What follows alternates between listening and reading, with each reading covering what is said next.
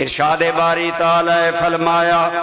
وَلَوْ يُؤَاخِذُ اللَّهُ النَّاسَ بِمَا كَسَبُوا مَا تَرَكَ عَلَى ظَهْرِهَا مِن دَابَّةٍ، اگر اللہ بندے کے عملوں کو پکڑتا تو تمہیں دنیا میں کوئی چوپایا نظر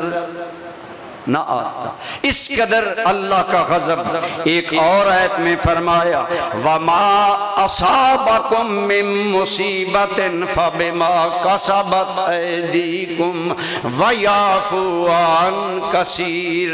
تمہیں جو مصیبت آتی ہے تمہارے ہاتھوں کی کمائی ہے، تمہارے اپنے کرتوت ہیں، اگر ہم ہر بات پر پکڑتے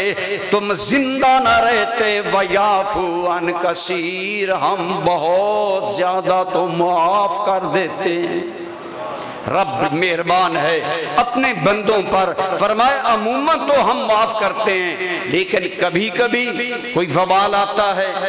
آپ نے پڑھا گزشتہ ہفتہ کے اندر اس ہمارے شمالی علاقہ میں اسلام آباد سمیت گرد آسمان سرخ ہو گیا، آندھیاں ظاہر ہوئی اور ان کے اندر سے رحمت کی بارش کا کوئی قطرہ گرنے کی بجائے اتنے موٹے موٹے اولے پڑے کہ ہزاروں گاڑیوں کے شیشے ختم۔ ہمارے ملک کے اندر کتنا مالی نقصان ہوا، ادھر دیکھ لیں پورا سیزن گزر گیا، بارش نہیں ہوئی،